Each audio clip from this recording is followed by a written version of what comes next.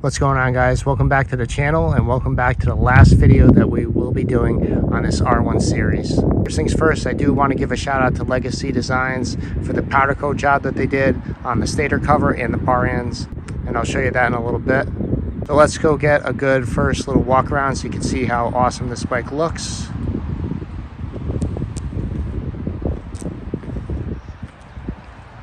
I'm just really impressed with how good it came out. You know, it took a lot of hours, but the end result speaks for itself.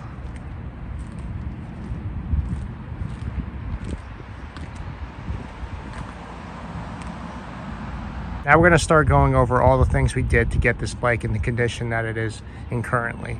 We'll start from the front and we'll work our way back.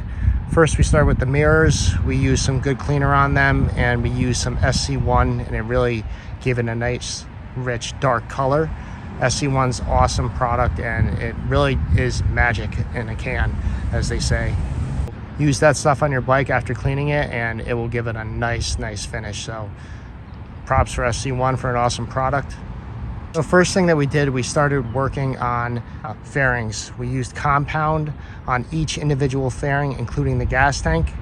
We did the front cowl, the bottom tire hugger, the side panel, the other side panel, the bottom lower belly pan, the right side lower belly pan, the rear tire hugger, and of course the rear tail. The gas tank as well. Each individual fairing probably took around at least 2 hours, I would say. You got to take your time while you're doing it, because if you use too much pressure when you're using the compound with the mother's ball, you could burn through the paint, which I did on the rear tail. But obviously we touched that up with paint, so now it's good.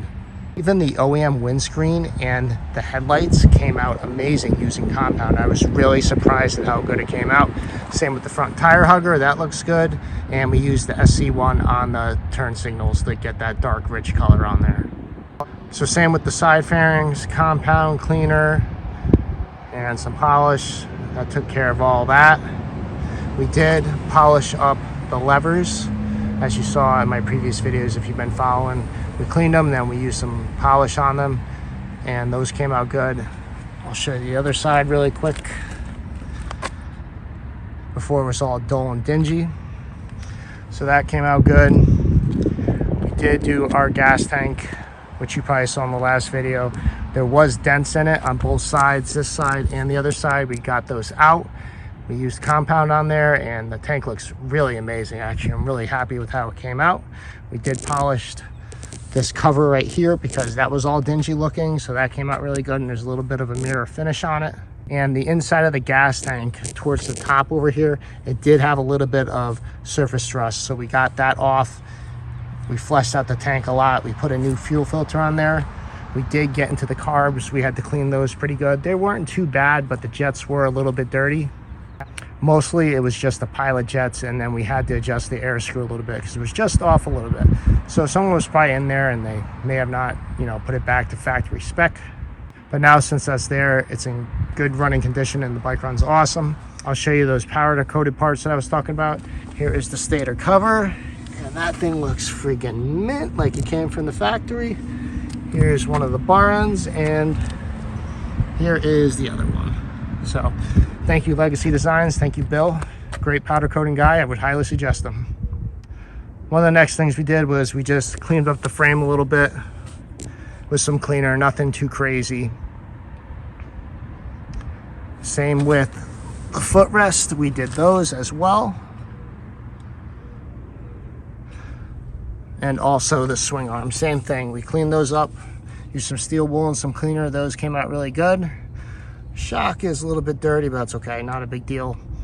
We do have a charger on here just for use of ease in the winter, so you can plug it in, or if the battery's getting low, we could plug that in, which makes it convenient. We did polish the rear fender, like I said.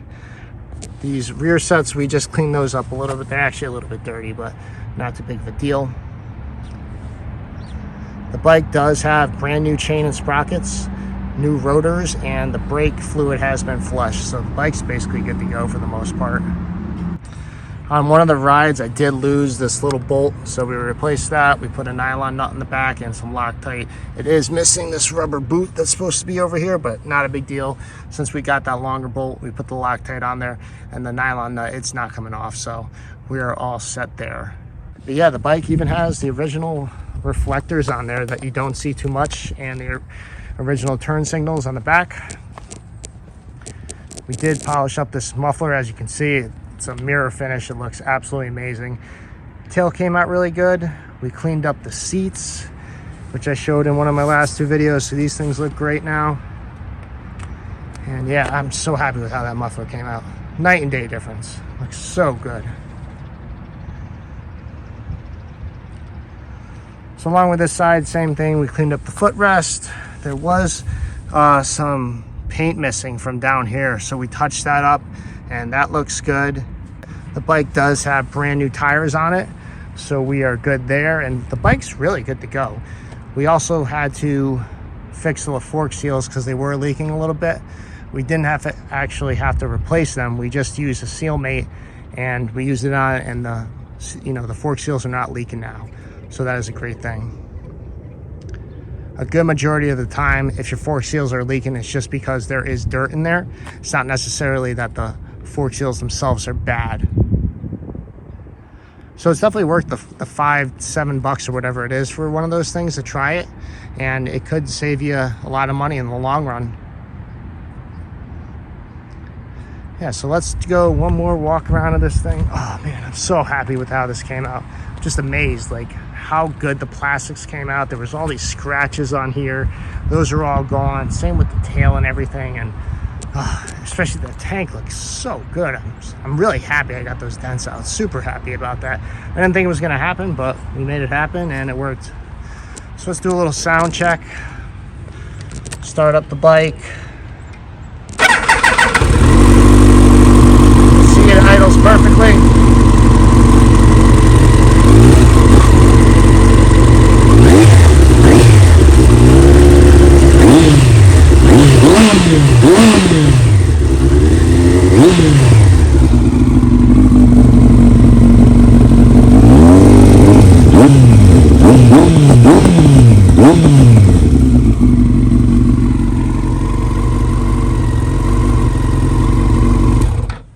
So as you can see, the bike sounds good. It runs great now, and it looks very, very good.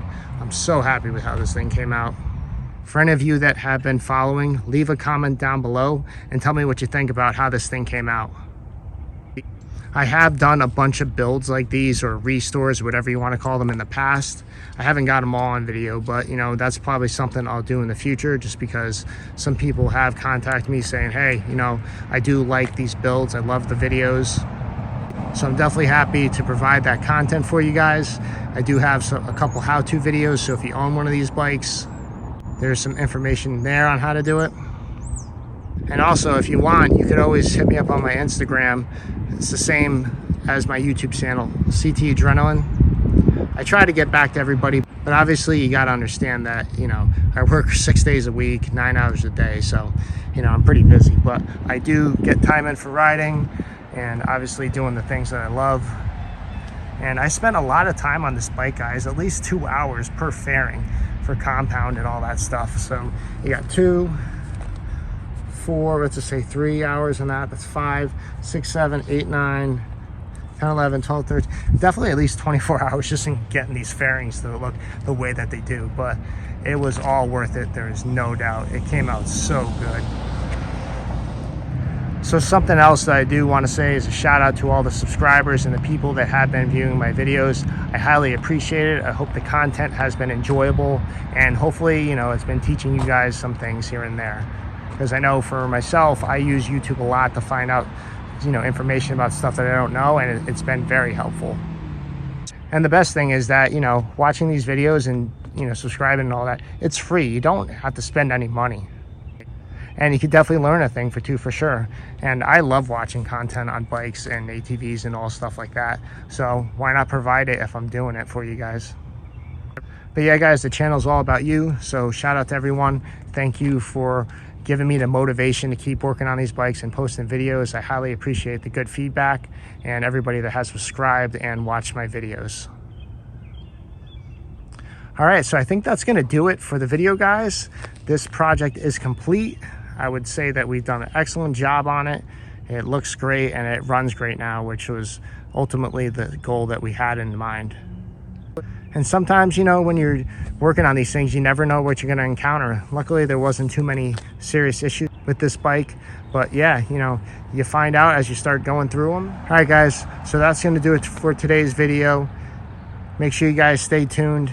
There is gonna be more videos on the channel, especially since it's riding season now. Hopefully we'll get some good riding videos in. I definitely plan to do more stuff on motorcycles and on the ATVs and dirt bikes. So make sure you guys stay tuned for that. All right, guys, take care, and we'll see you in the next video.